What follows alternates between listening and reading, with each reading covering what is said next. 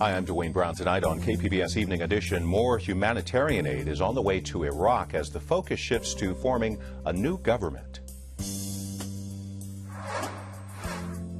Plus, the role religion plays in the Iraqi conflict, and can U.S. intervention keep Iraqi minorities safe?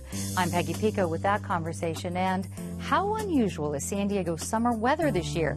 And is it a clue that we might get a drought-busting El Nino this winter? From marathons to mud runs, why San Diego's economy may be the real winner behind these local competitions. KPBS Evening Edition starts right now.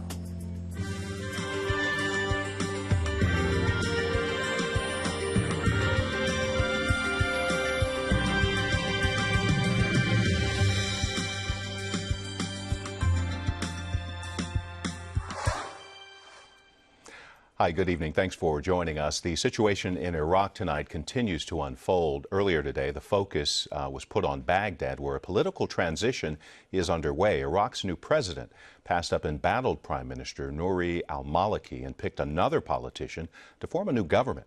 President Obama is applauding the move.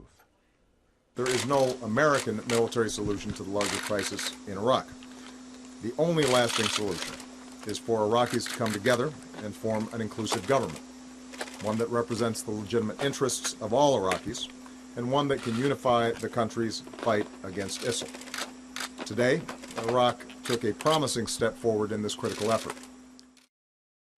But al-Maliki says he intends to carry on as prime minister, adding new instability as the country tries to deal with the Islamic State group, which has overrun much of the north. Obama also says the U.S. has successfully carried out targeted airstrikes in the region and is now directly providing weapons to Kurdish forces who have started to make gains against Islamic extremists. The U.S. is also deploying a disaster response team to Iraq to help distribute humanitarian aid. Tens of thousands of people have been forced from their homes. Much of the assistance will go to a religious minority group known as the Yazidis. They've been trapped on a mountaintop after escaping Sunni militants. Peggy Pico takes a closer look tonight at the role of religion in the conflict and reactions from San Diego's large Iraqi community.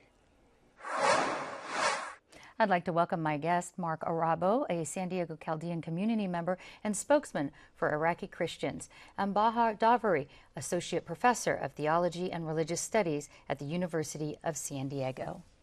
Now, Mark, what is the local Iraqi community's reaction to the latest developments in Iraq? For our community, it's been a complete nightmare, and it went from a living nightmare to a living hell. We received hundreds of phone calls from local families that have family in Iraq that have lost complete connection. Some of them have told us that they've been already slaughtered or killed. And their families have. And this has been a complete disaster, global humanitarian crisis of massive proportions, and this is a full-blown genocide. Well, I know you went to Washington and spoke with State Department officials to plead the case for Iraqi Christians and other religious minorities in Iraq. What did you ask for, and what's the response been? So I met myself and delegates from Michigan, went to the White House 2 weeks ago in the Roosevelt Room with Ben Rhodes, and we actually asked for humanitarian aid and airstrikes. A week later, the president delivered them. As we know, what's happening now is we still have 400,000 stateless people that are being targeted, that are displaced from their homes, that are dying because they don't have food, they don't have water, they don't have diapers, they don't have clothes, and they just want a chance to survive. And right now, we're asking for some immediate asylum. We want to hope the world follows France's lead, maybe if you even airlift them, and our journey continues, and we will not stop until they're safe. And then, Bahar, do you think that the U.S. intervention, these airstrikes, do you think that can keep Iraqi minorities safe? Well, if we can learn from the recent history, we know that the bombing of Afghanistan, where food and bombs were dropped together, were not helpful, and this is what is happening right now in Iraq. And although one may think, and I've heard interviews of Chaldean Christians and Yazidis who would say, yes, intervene, we need to get rid of ISIS. Absolutely, we need to get rid of ISIS, but I'm not sure that bombs are the solution here. Now, I know you also tend to disagree with the fact that Islamic State persecution, or ISIS, they go back and forth with their name, is based solely on religion. If this is not a jihad movement, what do you think is motivating these terrorists? Well, the so-called Islamic State or ISIS are basically thugs. One can refer to them something like the gangs that we know as Bloods and Crips, and that's what they are, only with a religious identity.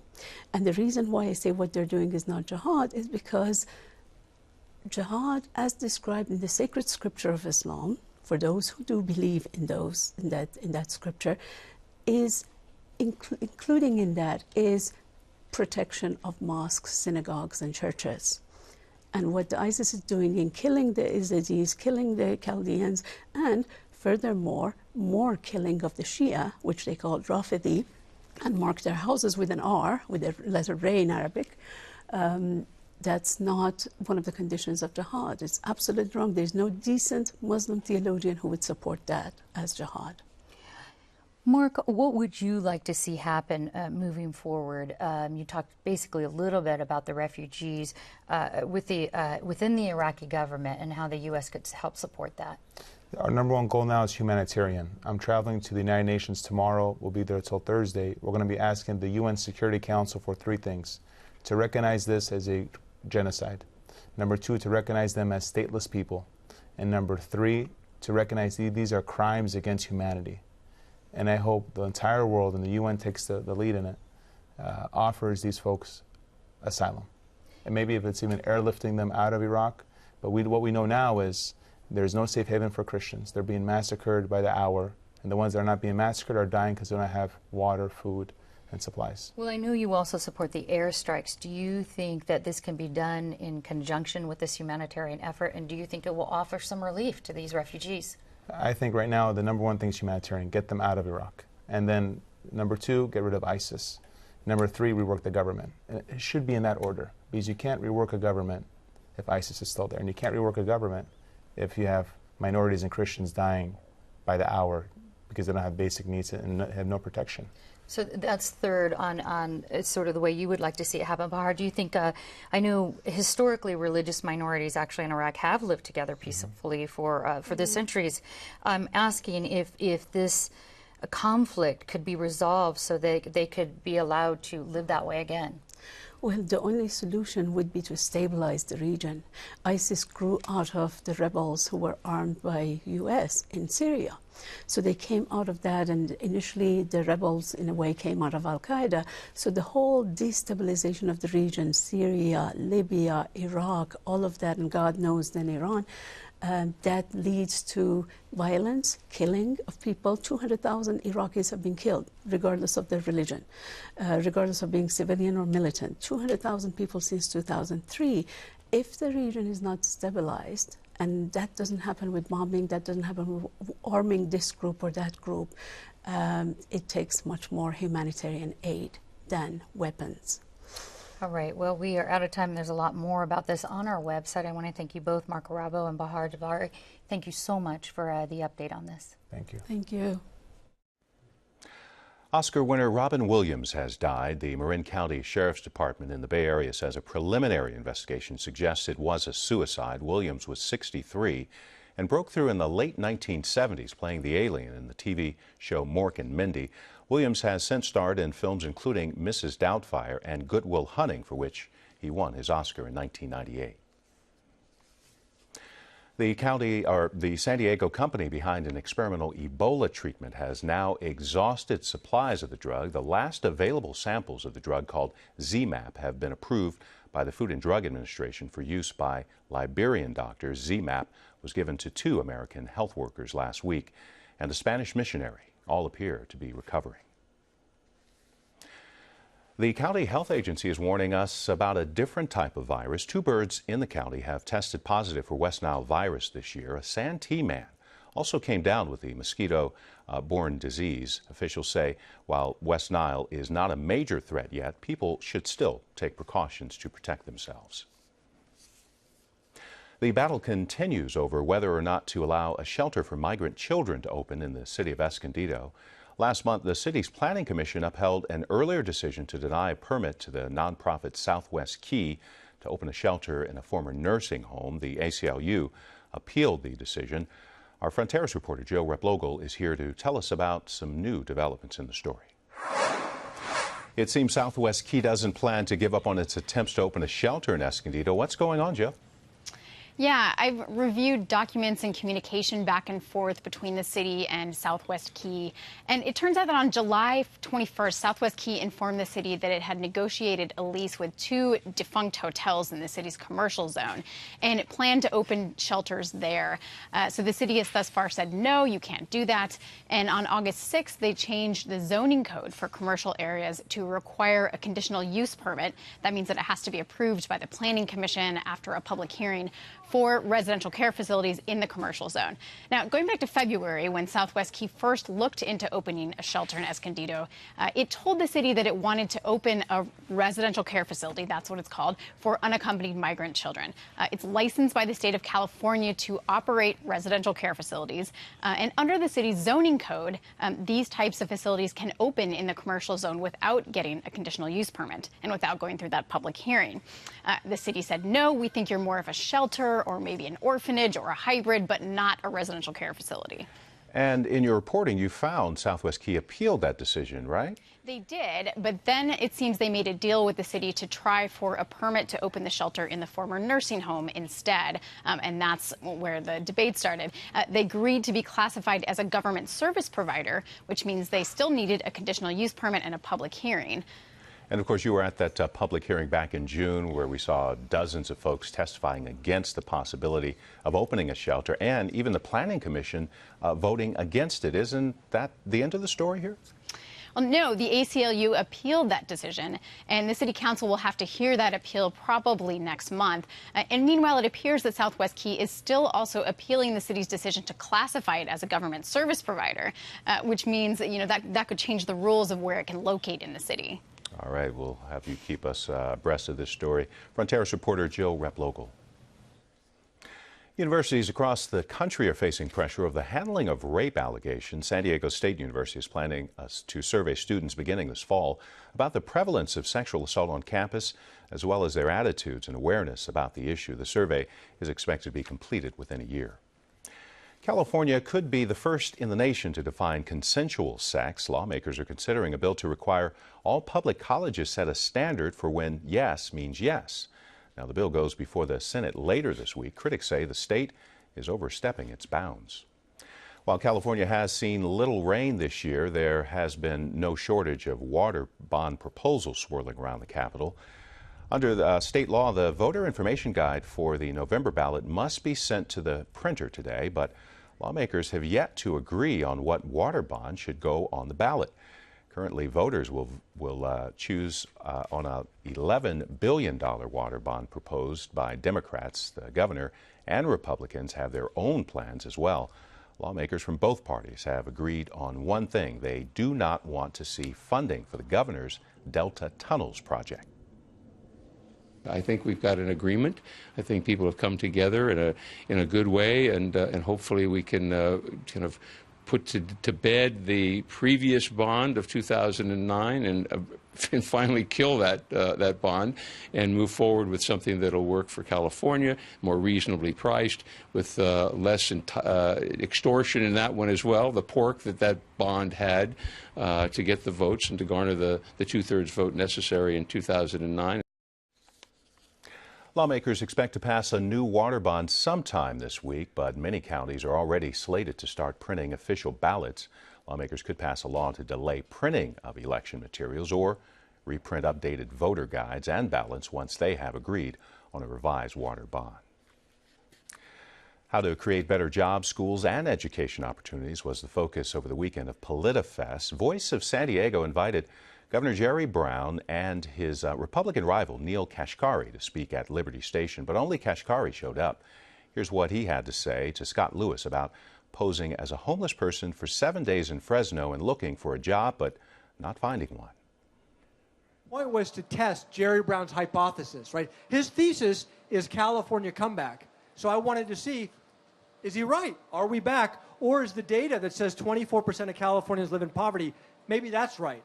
I wanted to see which one was right in person. I still don't understand what it would have proven if you had got a job, though? Would that have proven your whole thesis false? It might have proven that people, even if you are able to get a low-wage job, it's still really hard to get by, and people are still struggling.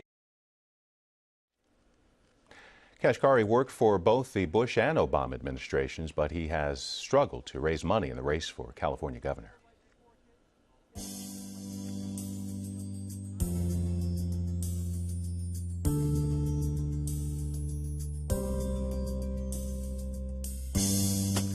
The recent court ruling overturning funding to expand the downtown convention center has some worried the tourism industry here could take a hit. KPBS reporter Claire Trageser tells us a new report points to another way San Diego attracts visitors. Scott Greenwood lives in Iowa, but he will be in San Diego this weekend to run the America's Finest City Half Marathon. He says when he's in town, he spends between $500 and $1,500 and usually stays multiple nights. We try some of the local restaurants, and I've been to the San Diego Zoo and a little other sightseeing. When runners like Greenwood race into town, they bring money with them. That's according to a new study by Vince Vasquez, a senior policy analyst at the National University System Institute for Policy Research. He found that 134,000 people competed in San Diego endurance events like marathons and triathlons last year. That's slightly more than the number of people who attended Comic-Con. Those running, biking, and swimming races created about $64 million in economic impact and supported 583 jobs, Vasquez found. It's a multi-billion-dollar industry for endurance events, and this whole lifestyle industry is something that I think San Diego embraces really well. San Diego's mild climate means we can host races all year, which sets us apart from most other cities. Vasquez found more than 1/3 of event participants came from outside San Diego County, and that many of those who drive or fly in for races stay in hotels. These people are often high earners who take care of themselves. You don't spend all this money and all this time training for an event to sleep on an inflatable mattress at your friend's apartment the night before. You need rest. Racers also eat at restaurants and may visit SeaWorld or the zoo, Vasquez says. He thinks races are good opportunities for cities to make money and are worth local government's support. Right now, San Diego's tourism marketing district promotes a few local races, including the San Diego Rock and Roll Marathon. Vasquez says other races should apply for these funds and could make their events bigger. There's no reason why, say, a La Jolla half marathon couldn't be twice the size of what it is now. We showcased the Rock and Roll Marathon, but there's no reason why other events couldn't have maybe 50% higher attendance or 75% higher attendance in future years. These are actually the mile markers, which I have to get assembled. Neel is America's Finest City Half Marathon's race director. His race field is capped at 8,000, and he says it couldn't get any bigger without changing the waterfront course, which he doesn't want to do. If I had to, it would, but it wouldn't be a choice. And now there's got to be so many other half marathons that in different places in the city that we wouldn't want to lose our uniqueness of the course that we have. Because other people are dying to have that course. Finn says the city is very supportive of his race, which requires some road closures in Point Loma, Harbor Island, and downtown. 30% of his runners are from outside the area, and he says they come to run his unique course. You start out at the Cabrillo National Monument, and people have the bay on one side and Pacific Ocean on the other, and it's the only day of the year that people can be out there that early. He says runners rent more than 600 hotel rooms each year, and he points out a lot of his race spending goes to local businesses. It costs almost $500,000 to put the event on, and a lot of the money is going to suppliers in and around San Diego. Vasquez says he hopes his findings will encourage other local governments to launch races as well. One of the things that we saw was this missed opportunity for the East County and the South Bay that have places like that, which have incredible trails and have places that they can reuse to host these events. and they're not hosting them. If Vasquez is right, we could soon see the streets in every San Diego community filled with amateur athletes running down their dreams and spending their money. Claire Tregesser, KPBS News.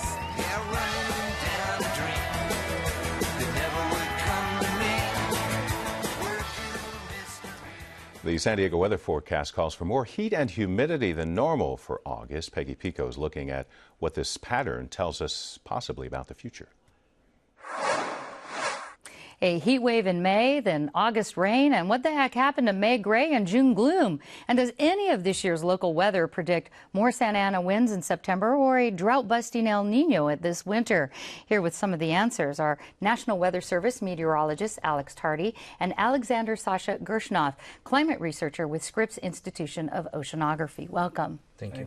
Now, Alex, I've heard a lot of people talking about our hot and humid and generally odd weather of late. Is this year's, let's say, spring and summer weather really that unusual compared to years past? Well, we've certainly had our share of active weather, even on the coast. 2 weekends in a row with lightning and rain, that doesn't happen very often. Santa Ana's in May that basically cause us to run for our life at times. That's pretty rare to have something that strong.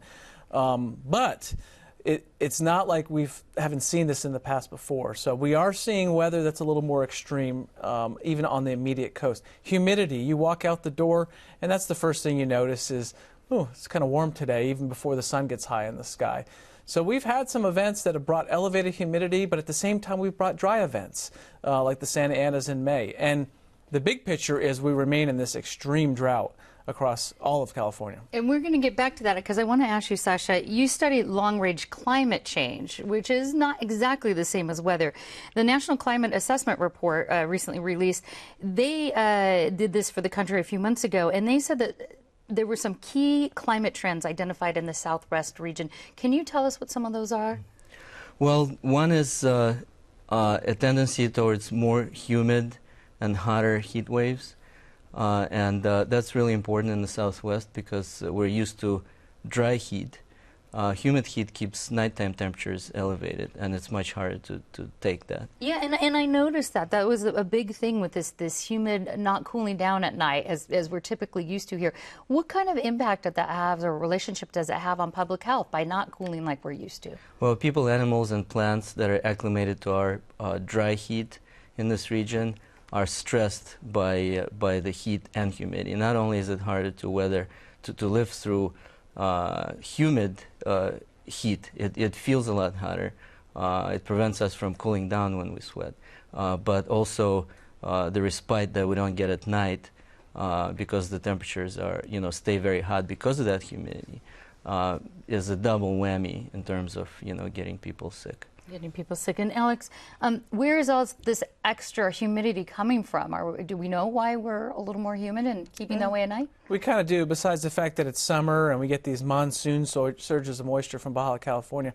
Sea surface temperatures in the Baja and the California Bight are running above normal, and that's attributing to additional moisture in the atmosphere.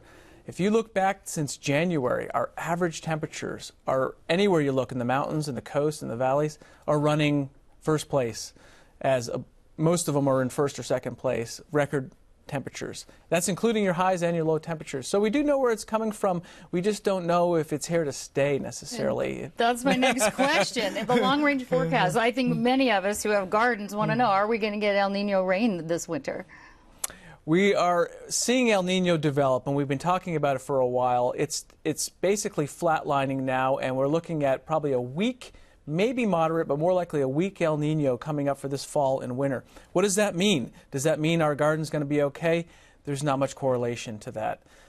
In order to get a drought-busting year, we would need at least 1.5 times as much precipitation, so much more than just normal. We don't really even know if this El Nino will bring us a normal winter. Okay, briefly, would a typical Santa Ana then be Can we expect that this fall, as we typically do in mid-September? Yeah, if you look back at all the years of records, we get 1 or 2 Santa Anas in October and November. Typically, that's the time where we're most susceptible because we haven't seen rain for months. I see. And Sasha, is there an upside to these changing weather patterns where maybe more humidity and this change, might we see more diversity in flora or fauna? I doubt it, because our flora and fauna are acclimated to the conditions that have prevailed historically, and if that's changing, that's probably going to stress them out. So not necessarily new species might come in and say, look, a little more moist for us. It would definitely create more opportunity for invasive species. Oh, okay. Well, that's not good news. And we'll look for the El Nino. Meteorologist Alex Tardy and Alexander Sasha Gershnoff, thank you so much. Thank you. Next set of JG jumpers, please approach the rail. Split your fins, fins above your head. A group of junior lifeguards showed no fear today, leaping off the Ocean Beach Pier. It's all part of the Junior Lifeguard Foundation fundraiser. 9-year-old Anna Bolster jumped in with Dad.